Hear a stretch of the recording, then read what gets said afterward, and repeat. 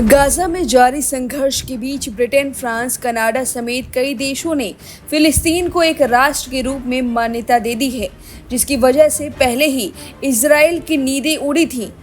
अब एक ऐसी खबर सामने आई है जो इजरायल के पीएम नेतन्याहू को बेचैन कर देगी।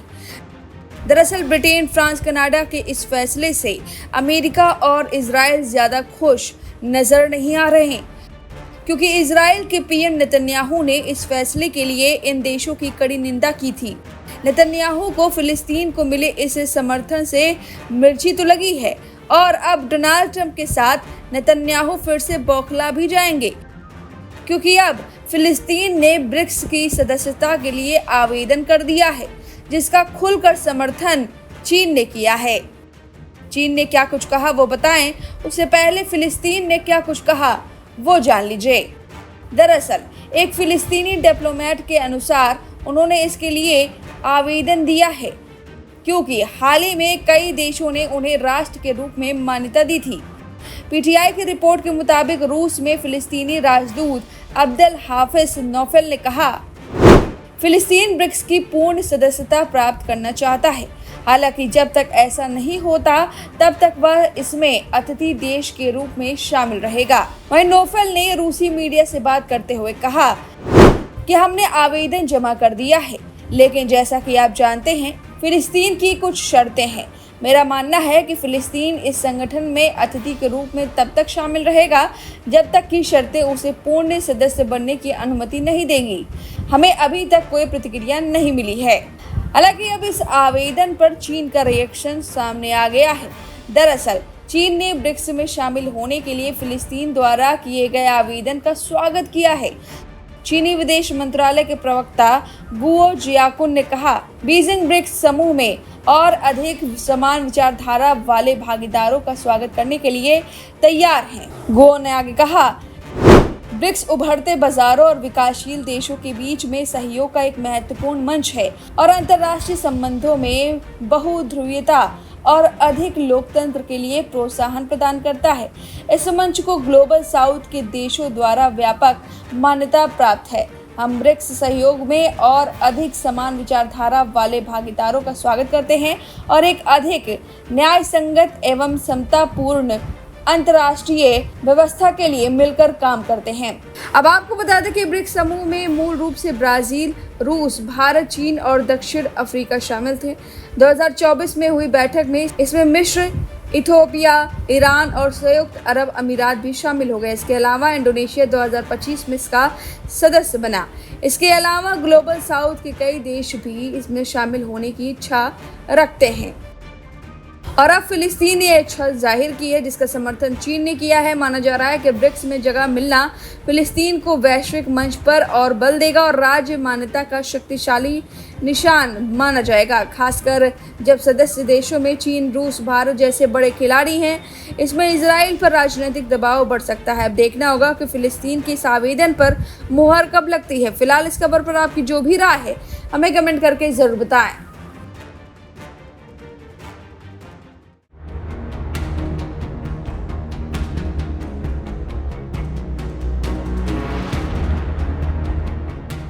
गाजा में जारी युद्ध के बीच फिलिस्तीनी नेतृत्व के अंदर बड़ा टकराव सामने आया है।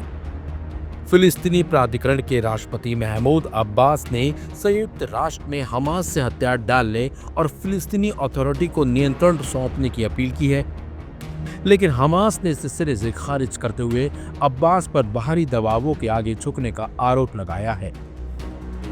संयुक्त राष्ट्र महासभा में बोलते हुए फिलिस्तीनी अथॉरिटी के प्रमुख महमूद अब्बास ने पहली बार सार्वजनिक रूप से कहा कि अब समय आ गया है कि हमास अपने हथियार डाल दे और गाजा में नियंत्रण फिलिस्तीनी प्राधिकरण को सौंप दे।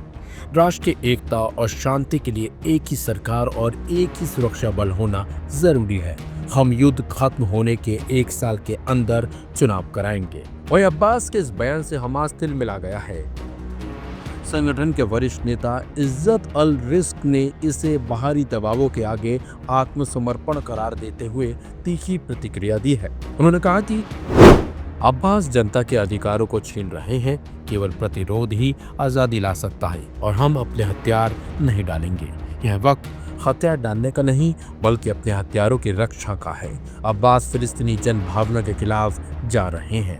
गाजा में हालात पहले से बेहद नाजुक है। इजराइल की ताजा हवाई कार्रवाई में अब तक सैकड़ों नागरिक मारे जा चुके हैं। स्वास्थ्य सेवाएं चरमरा गई हैं और मानवीय संकट चरम पर है। इसी बीच अंतर्राष्ट्रीय स्तर पर फिलिस्तीन को समर्थन मिलता जा रहा है। अब तक 150 से ज्यादा देशों ने फिलिस्तीन को एक स्वतंत्र राज्य के रूप में मान्यता दी है, लेकिन इस राजनीतिक टकराव ने उस एकता पर सवाल खड़े कर दिए हैं जिसकी जरूरत इस समय सबसे ज्यादा है।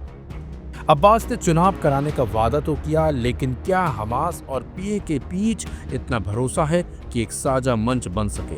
क्या फिलिस्तीनी जनता हथियारों के जरिए आजादी चाहती है या लोकतांत्रिक प्रक्रिया से? इन सवालों के जवाब आने वाले महीनों में सामने आ सकते हैं। तो एक तरफ दुनिया फिलिस्तीन को एक राष्ट्र मानने के लिए तैयार है और दूसरी तरफ फिलिस्तीनी नेतृत्व के अंदर दरारें गहरी होती जा रही हैं। आने वाला समय तय करेगा कि अंदरूनी टकराव आजादी की राह में कितना असर डालता है।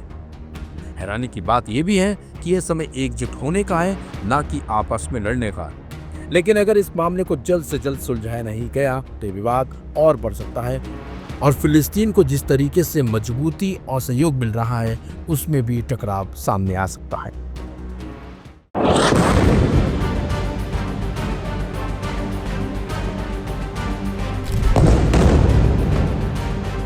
गाजा में इसराइल का हमला लगातार तेज होता जा रहा है। गाजा सिटी में इसराइली सेना के हमले ने भगदड़ जैसी स्थिति पैदा कर दी है। एक तरफ इसराइल हमास के बड़े अड्डों को तबाह करने का दावा कर रहा है, तो दूसरी तरफ बंधकों की स्थिति और अंतर्राष्ट्रीय दबाव के बीच यह युद्ध उलझता जा रहा है। इसराइल ने गाजा सिटी पर दो तरफ से हमले शुरू कर दिए हैं। इसराइली सेना के मुताबिक टैंक, गोला बारूद और अन्य हथियार गाजा सिटी की ओर पहुंचाए जा रहे हैं। एयरफोर्स पहले से ही इमारतों को निशाना बना रही है। इसराइल का कहना है कि उनका मकसद गाजा सिटी में हमास के गढ़ को पूरी तरीके से खत्म करना है।